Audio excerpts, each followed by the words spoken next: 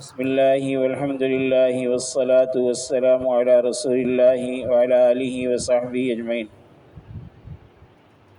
حضرت عبداللہ ابن عمر رضی اللہ عنہما آپ کی کرامتوں میں یہ ہے کہ آپ ایک مرتبہ سفر میں جا رہے تھے کہ ایک شیر کو دیکھا، اس نے لوگوں کا راستہ بند کیا ہوا تھا۔ آپ نے اپنی اونٹنی کو بٹھایا اور اتر کر اس شیر کے پاس آئے اور اس کا کان مروڑا اور راستے سے اسے ہٹا دیا اور فرمایا کہ میں نے حضور صلی اللہ علیہ وآلہ وصحبہ وسلم سے سنا ہے کہ اگر آدم کا بیٹا سوائے خدا کے اور کسی سے نہ ڈرے تو اللہ تعالیٰ اس پر کسی اور کو مسلط نہیں فرماتے۔ اور ایسے ہی رسالہ قشیریہ میں بھی لکھا ہے، اس کی عبارت یہ ہے کہ آدم کے بیٹے پر وہ مسلط کیا جاتا ہے جس سے وہ ڈرتا ہے، اور اگر وہ اللہ تعالیٰ کے سوا اور کسی سے نہ ڈرے تو کوئی چیز اس پر مسلط نہ کی جائے۔ یہ ایمان کی بات ہے اور اللہ کے اوپر یقین اور اللہ سے ڈرنے کی بات ہے کہ پھر ساری مخلوق اس سے ڈرتی ہے، اور شیر اور کوئی بھی مخلوق اس کا کچھ نہیں بگاڑ سکتی۔ کتنے آرام سے انہوں نے شیر کا کان موڑا اور اس کو راستے سے ہٹا دیا۔ حضرت عبداللہ بن عامر ابن حرام رضی اللہ عنہ،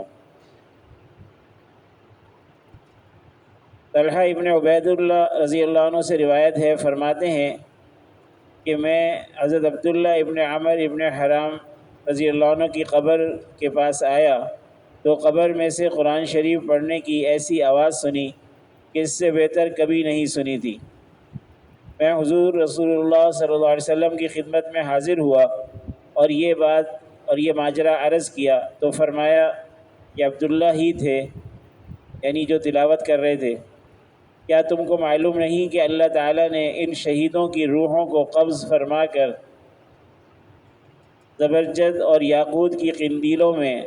داخل کر کے جنت کے بیچ میں ان قندیلوں کو لٹکا دیا ہے؟ پھر جب رات ہوتی ہے تو ان کی روحیں ان کے جسموں کی طرف لوٹا دی جاتی ہیں اور ایسے ہی رہتی ہیں حتیٰ کہ جب صبح طلوع کرتی ہے تو پھر وہ روحیں اپنی اسی جگہ لوٹا دی جاتی ہیں جہاں تھیں۔ حضرت ابن عباس رضی اللہ عنہ سے روایت ہے کہ حضور صلی اللہ علیہ وسلم کے بعض صحابہ نے ایک قبر پر خیمہ لگایا، یعنی قبر کے قریب، اور ان کو معلوم نہ تھا کہ یہ قبر ہے، تو اس میں سے ایک انسان سورہ ملک پڑھ رہا تھا یہاں تک کہ اس نے پوری سورت ختم کری۔ حضور صلی اللہ علیہ وسلم تشریف لے آئے تو آپ صلی اللہ علیہ وسلم سے عرض کیا، فرمایا یہ سورت عذاب کو روکنے والی اور نجات دلانے والی ہے۔ سورہ ملک کی تلاوت عشاء کے بعد کرنا،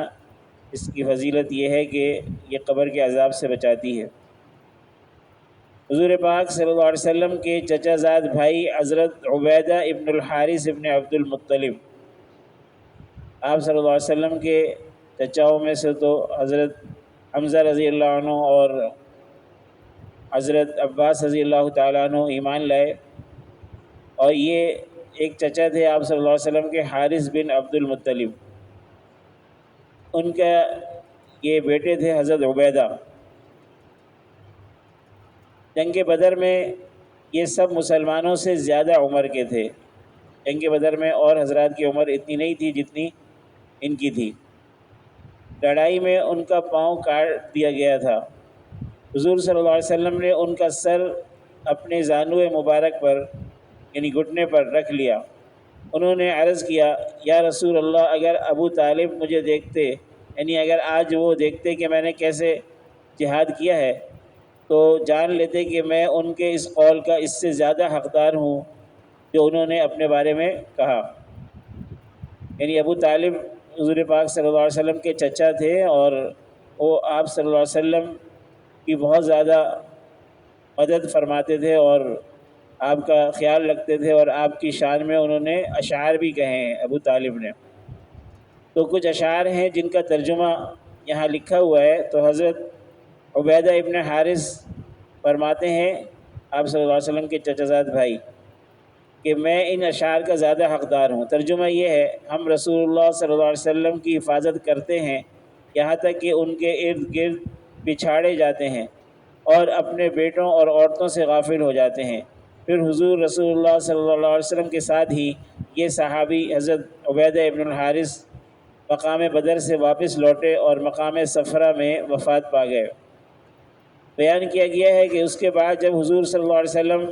صحابہ رضی اللہ عنہم کے ساتھ یہاں پر ٹھہرے، کسی بھی وقت بعد میں وہاں پر ٹھہرے، تو صحابہ رضی اللہ عنہم نے عرض کیا کہ ہم مشک کی خوشبو محسوس کر رہے ہیں۔ آپ صلی اللہ علیہ وسلم نے فرمایا، کیا مذائقہ ہے، یہاں ابو معاویہ کی قبر ہے، یعنی عبیدہ ابن حارث کی، یعنی ان کی قبر سے بعد میں بھی خوشبو آتی تھی۔ اور بیان کیا گیا ہے کہ جس وقت یہ شہید ہوئے تو ان کی عمر 63 سال تھی اور درمیانہ قد اور خوش روح انسان تھے۔ حضرت علاء ابن الحضرمی رضی اللہ عنہ،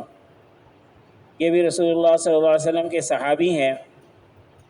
اور ان کی بھی کرامات ہیں اور ان کی بہت زیادہ کرامات ہیں۔ ابو نعیم نے حضرت ابو ہریرہ رضی اللہ تعالیٰ عنہ سے یہ روایت کی ہے کہ میں علاء ابن حضرمی رضی اللہ عنہ کے ساتھ ایک سفر میں چلا، تو ان سے ایسی ایسی باتیں دیکھیں کہ میں یہ نہیں کہہ سکتا کہ ان میں زیادہ عجیب بات کون سی ہے۔ ہم دریا کے کنارے پہنچے تو انہوں نے فرمایا کہ اللہ کا نام لو اور دریا کے اندر گھس جاؤ۔ ہم دریا میں گھس گئے اور دریا کو عبور کر گئے، اور پانی سے صرف ہمارے اونٹوں کے پاؤں کے نیچے کا حصہ تر ہوا۔ پھر جب ہم واپس لوٹ رہے تھے سفر سے، تو ان کے ہمراہ واپس آ رہے تھے، ایک خشک میدان تھا جہاں پانی بالکل نہیں تھا۔ ہم نے ان سے پانی کی شکایت کی کہ ہمیں پانی نہیں مل رہا کہیں بھی، تو انہوں نے 2 رکعتیں پڑھیں اور دعا کی۔ ایک بادل ڈھال کی طرح آیا اور اس نے دھانے کھول دیے، یعنی بارش شروع ہو گئی۔ ہم لوگوں نے خوب پانی پیا، اور پھر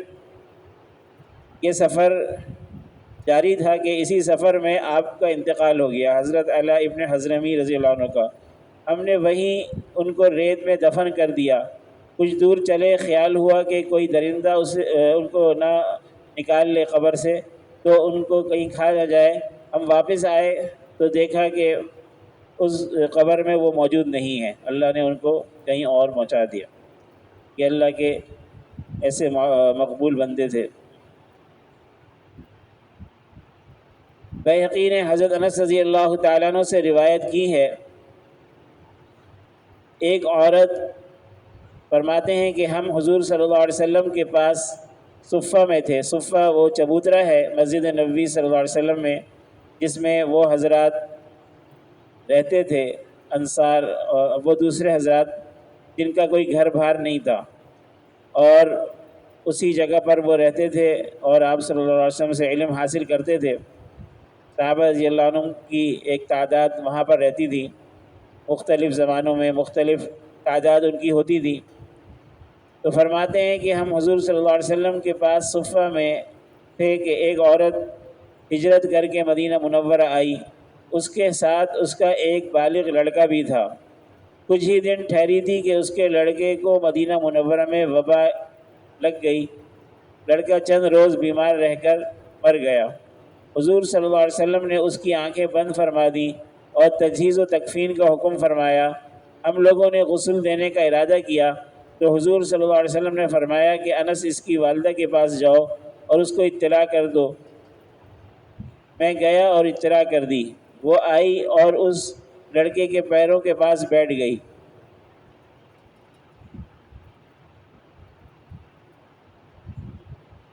پھر اس نے اس کے دونوں پاؤں پکڑ کر دعا کی کہ اے اللہ، میں آپ کے لیے بخوشی اسلام لائی ہوں اور بتوں کو نفرت کر کے چھوڑ آئی ہوں، اور اپنی رغبت سے آپ کی طرف ہجرت کر آئی ہوں۔ اے اللہ، آپ میری مصیبت سے بتوں کے پوجنے والوں کو خوش نہ فرمائیے، یعنی میں اس حالت میں ایمان لائی ہوں اور بتوں کو چھوڑ کر، بتوں کے پوجنے والوں کو چھوڑ کر مدینہ منورہ آئی ہوں، اب اگر بچے کا انتقال ہو گیا تو لوگ کہیں گے کہ دیکھو اس مصیبت میں یہ گرفتار ہوئی اور ہجرت کر کے آئی تھی۔ اس لیے تو دعا کر رہی ہیں کہ اے اللہ آپ میری مصیبت سے بتوں کے پوجنے والوں کو خوش نہ فرمائیے، اور مجھ پر اس مصیبت کا اتنا بار نہ ڈالیے جس کی برداشت کی مجھ میں طاقت نہیں۔ حضرت انس رضی اللہ عنہ فرماتے ہیں کہ خدا کی قسم اس کی بات ابھی پوری نہ ہونے پائی تھی کہ لڑکے نے پیر ہلائے اور چہرے سے کپڑا ہٹا دیا، اور پھر حضور اقدس صلی اللہ علیہ وسلم کے دنیا سے پردہ فرمانے تک وہ زندہ رہا، یہاں تک کہ اس کی ماں کا بھی انتقال ہو گیا۔ یہ حضرات صحابہ رضی اللہ عنہم اور ان کا ایمان تھا، انہوں نے سب کچھ اللہ کے لیے قربان کیا، تو جو اللہ کا ہو جاتا ہے پھر ہر چیز اس کی ہو جاتی ہے۔ حضرت علی کرم اللہ وجہہ کا واقعہ ذکر کرتے ہیں۔ تاج الدین سبکی رحمۃ اللہ علیہ نے طبقات میں بیان کیا ہے کہ حضرت علی کرم اللہ وجہہ اور ان کے دونوں صاحبزادوں حضرت حسن رضی اللہ عنہ اور حضرت حسین رضی اللہ عنہ نے رات کے درمیانے حصے میں ایک جگہ ایک کہنے والے کو یہ اشعار کہتے سنا، یعنی وہ حضرات کہیں تشریف لے جا رہے ہوں گے کہ رات آدھی ہو چکی تھی، اس آدھی رات میں انہوں نے یہ اشعار ایک آدمی کو کہتے سنا، جن کا ترجمہ یہ ہے کہ وہ اللہ تعالیٰ سے دعا مانگ رہا تھا، اے وہ ذات جو بے قرار کی فریاد اندھیروں میں سنتی ہے، اور اے ضرر و مصیبت اور بیماری کے دور کرنے والے، آپ کے یہاں کے آنے والے بیت اللہ کے چاروں طرف سو گئے اور اٹھ گئے، اور آپ حی و قیوم ہیں، آپ نہیں سوتے، مجھے اپنی سخاوت کے طفیل میری لغزش کی معافی عطا فرمائیے۔ اے وہ ذات کے حرم میں اسی سے ساری مخلوق کی آرزو ہے، اگر ایک خطا کار آپ کی ہی معافی کی امید نہیں کرے گا تو گناہ گاروں پر نعمتوں کی سخاوت کون کرے گا؟ یہ اس نے اللہ تعالیٰ سے عاجزی اور گریہ وزاری اور مناجات کی۔ حضرت علی کرم اللہ وجہہ نے ان دونوں صاحبزادوں میں سے ایک کو فرمایا تحقیق کرو یہ کون ہے۔ انہوں نے اس سے کہا کہ جہاں وہ دعائیں مانگ رہا تھا اس کے پاس گئے اور اس سے کہا کہ امیر المومنین کے پاس چلو، یعنی یہ حضرت علی کرم اللہ وجہہ کے زمانے خلافت کا واقعہ ہے۔ وہ اپنے ایک پہلو کو ڈھلکائے ہوا آیا، یعنی اس کے جسم کا آدھا حصہ جو ہے وہ گرا ہوا تھا، بالکل ڈھلکا ہوا تھا، اور آپ کے سامنے کھڑا ہو گیا۔ آپ نے فرمایا میں نے تمہاری گفتگو سنی ہے، تمہارا قصہ کیا ہے؟ اس نے عرض کیا کہ میں وہ شخص ہوں جو عیش و طرب اور گناہوں میں مشغول رہتا تھا، میرے والد مجھے نصیحت کیا کرتے اور فرمایا کرتے تھے کہ اللہ تعالیٰ کی گرفتیں بھی ہوا کرتی ہیں اور سزائیں بھی ہوتی ہیں، اور وہ ظلم والوں سے دور نہیں ہیں، تو گناہوں سے باز آ جا۔ جب انہوں نے نصیحت میں بہت زیادتی کی، یعنی مجھے بہت زیادہ نصیحتیں کی، تو میں نے ان کی مار لگا دی، میں ان کو مار بیٹھا۔ جب میں نے ان کو مارا اپنے والد کو، تو انہوں نے قسم کھا لی کہ وہ میرے لیے ضرور بد دعا کریں گے اور اللہ تعالیٰ سے فریاد کے لیے مکہ مکرمہ جائیں گے۔ پھر انہوں نے ایسا کر بھی لیا۔ ابھی دعا ان کی ختم بھی نہیں ہوئی تھی کہ میرا دانا پہلو خشک ہو گیا، یعنی وہ بالکل بیکار ہو گیا دانا پہلو۔ میں اپنے کردار پر نادم ہوا، جب یہ حال ہو گیا، اللہ کی طرف سے پکڑ آ گئی، تو پھر اب وہ نادم ہوا، منت و خوشامد کی اور ان کو راضی کر لیا، یعنی اس نے پھر والد کو کسی طرح منت خوشامد کر کے راضی کر لیا، یہاں تک کہ ان کو جب راضی کر لیا تو ان کو بھی بیٹے کی حالت پر رحم آ گیا، تو یہاں تک کہ انہوں نے اس کی ذمہ داری لے لی کہ وہ میرے لیے وہیں پر جا کر دعا کریں گے جہاں بد دعا کی تھی، یعنی حرم میں جا کے بد دعا کری تھی اور وہ فوراً قبول ہو گئی، اب انہوں نے کہا میں وہیں جا کر حرم میں تمہارے لیے دعا کروں گا۔ تو میں نے ان کی اونٹنی ان کے سامنے کی اور ان کو اس پر سوار کر دیا، مگر وہ اونٹنی بدک گئی اور ان کو دو پتھروں کے درمیان پھینک دیا، جس سے وہ انتقال کر گئے، یعنی اونٹنی جب بدک گئی تو وہ نیچے گر گئے اور جسم ان کا جو ہے وہ اس سے لگا پتھر سے، تو ان کا انتقال ہو گیا۔ اب وہ چونکہ ان کے لیے دعا نہیں کر سکے تھے، اس لیے اس کا جسم اسی حالت میں تھا کہ آدھا پہلو ڈھلکا ہوا تھا اور خشک ہو گیا تھا، بیکار ہو گیا تھا، تو اب وہ اسی لیے اللہ تعالیٰ سے آہوزاری کر رہا تھا اور عاجزی کر رہا تھا۔ حضرت علی رضی اللہ عنہ نے فرمایا کہ اگر تمہارے والد تم سے خوش ہو چکے ہیں، اگر تمہارے والد تم سے خوش ہو چکے ہیں تو اللہ تعالیٰ بھی تم سے خوش ہو گئے، یعنی اگر باپ خوش ہو گیا تو پھر اللہ تعالیٰ بھی ناراض نہیں ہوں گے، اس لیے کہ حدیث شریف میں ہے کہ رضا الربی فی رضا الوالد اور سخط الربی فی سخط الوالد، باپ کی رضامندی میں اللہ کی رضامندی ہے اور اللہ کی ناراضگی باپ کی ناراضگی میں۔ تو اس نے عرض کیا کہ خدا کی قسم میرے والد مجھ سے خوش ہو چکے تھے۔ حضرت علی رضی اللہ عنہ اٹھے اور چند رکعتیں پڑھی اور حق تعالی شانوں سے آہستہ آہستہ دعائیں کی، پھر فرمایا اے مبارک اٹھو۔ وہ اٹھے اور چلنے لگے اور جیسے پہلے تھے ویسے ہی تندرست ہو گئے، یعنی ان کا جسم جو بالکل ڈھلک گیا تھا ایک طرف، وہ آدھا حصہ حضرت علی کرم اللہ وجہہ کی دعا سے بالکل صحیح ہو گیا۔ پھر فرمایا، حضرت علی رضی اللہ عنہ نے فرمایا اگر تم یہ قسم نہ کھا لیتے کہ تمہارے والد تم سے راضی ہو چکے ہیں تو میں تمہارے لیے دعا نہ کرتا۔ اتنی اہمیت ہے والد کی رضامندی کی۔ امام فخر الدین رازی رحمہ اللہ نے جو کرامات ذکر کی ہیں صحابہ رضی اللہ عنہ کی،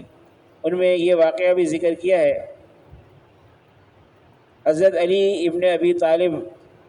کرم اللہ وجہہ کے متعلق روایت کیا گیا ہے کہ آپ سے تعلق رکھنے والے ایک شخص نے چوری کی، جو آپ سے تعلق رکھتا تھا اس نے چوری کی۔ یہ ایک حبشی غلام تھا، اس کو حضرت علی رضی اللہ عنہ کے پاس لایا گیا تو آپ نے اس سے پوچھا تم نے چوری کی ہے؟ اس نے اقرار کیا کہ جی ہاں، یعنی جو حق بات تھی وہ بتا دی، چوری کی تھی اس نے۔ آپ نے اس کا ہاتھ کٹوا دیا، یعنی جو حکم تھا اللہ تعالیٰ کا وہ پورا کیا، چور کے ہاتھ کاٹنے کا حکم ہے۔ پھر اس کے پاس سے حضرت سلمان فارسی رضی اللہ عنہ اور ابن القوا گزرے، وہ وہاں پر اس کو ملے تو ابن القوا نے اس سے پوچھا تیرا ہاتھ کس نے کاٹا ہے؟ اس نے جواب دیا، اب اس کا جواب سنیں۔ اس نے جواب دیا کہ امیر المؤمنین، سردار مسلمین، داماد رسول، شوہر بطول رضی اللہ عنہ نے۔ انہوں نے کہا انہوں نے تو تیرا ہاتھ کاٹ ڈالا اور تو ان کی تعریف کر رہا ہے۔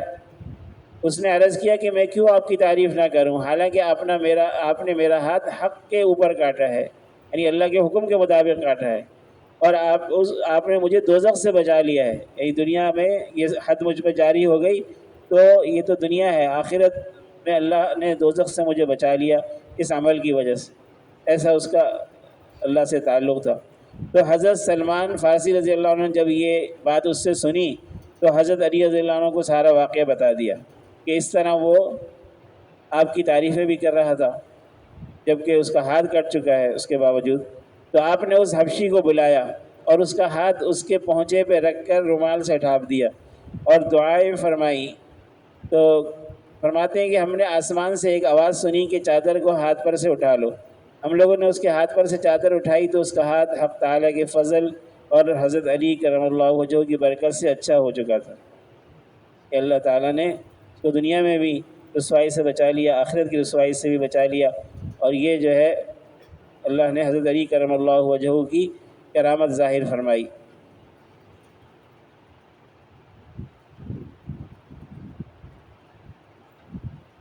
حضرت عمر ابن خطاب رضی اللہ تعالیٰ عنہ کی بھی بہت کرامات ہیں۔ آپ کی کرامتوں میں سے ایک واقعہ یہ ہے کہ آپ جنت البقیع میں تشریف لے گئے اور فرمایا السلام علیکم یا اہل القبور، جو خبریں ہمارے پاس ہیں وہ یہ ہیں، اے قبر والو، جو خبریں ہمارے پاس ہیں وہ یہ ہیں کہ تمہاری بیویوں نے دوسرے نکاح کر لیے، تمہارے مکانوں میں اب دوسرے لوگ رہ رہے ہیں، تمہارے اموال تقسیم ہو چکے۔ تو ایک غیب سے آواز دینے والے نے جواب دیا، اے عمر ابن خطاب، ہمارے پاس کی خبریں یہ ہیں کہ جو کچھ ہم نے کیا تھا وہ پا لیا، اور جو خرچ کر دیا تھا اس کا نفع اٹھا لیا، اور جو خرچ نہیں کیا تھا وہ نقصان میں رہا۔ اور اسی طرح حضرت عمر فاروق رضی اللہ تعالیٰ عنہ کے زمانے کا یہ واقعہ ہے۔ حضرت عمر فاروق رضی اللہ تعالیٰ عنہ کے بہت سے کشف اور کرامات بھی ہیں، اور یہ وہ ہستی ہیں کہ جن کے بارے میں آپ صلی اللہ علیہ وسلم نے یہ ارشاد فرمایا تھا کہ تم سے پہلے لوگوں میں کچھ آدمی محدث ہوئے ہیں۔ یہ محدث دال کے زبر کے ساتھ، محدث کے معنی یہ ہیں کہ جس سے اللہ تعالیٰ خود گفتگو کرتے ہوں یا اللہ کے فرشتے گفتگو کرتے ہوں، اور جو وہ گمان کرے اسی کے مطابق ہو جائے، تو گویا اس سے باتیں کی جاتی ہیں، اللہ کی طرف سے باتیں کی جاتی ہیں۔ تو آپ صلی اللہ علیہ وسلم نے فرمایا تھا کہ تم سے پہلے لوگوں میں کچھ آدمی محدث ہوئے ہیں، اگر میری امت میں کوئی ہو تو وہ عمر ہیں۔ ایک صحابی تھے حضرت ساریہ ابن زینب یا زنیم الخلجی رضی اللہ عنہ، ان کا قصہ ہے کہ حضرت عمر رضی اللہ عنہ نے حضرت ساریہ رضی اللہ عنہ کو مسلمانوں کے ایک لشکر کا امیر بنا کر ملک فارس کی طرف روانہ کیا تھا، تو نہاون شہر کے دروازے پر لشکر کی حالت بہت سخت ہو گئی۔ لشکر شہر کا محاصرہ کیے ہوئے تھا اور دشمنوں کی جماعتیں بہت زیادہ تھیں، قریب تھا کہ مسلمان شکست کھا جائیں۔ ادھر حضرت عمر رضی اللہ عنہ مدینہ منورہ میں تھے، آپ ممبر پر تشریف لے گئے، خطبہ پڑھا اور خطبے کے دوران میں بہت زور کی آواز سے للکار کر فرمایا، اے ساریہ پہاڑ کو دیکھو، جو شخص بھیڑیے کو بکریوں کا نگہبان بناتا ہے وہ ظلم کرتا ہے۔ اللہ تعالیٰ نے نہاون کے دروازے پر حضرت ساریہ رضی اللہ عنہ اور ان کے ساتھیوں کو سب کو حضرت عمر رضی اللہ عنہ کی آواز سنوا دی۔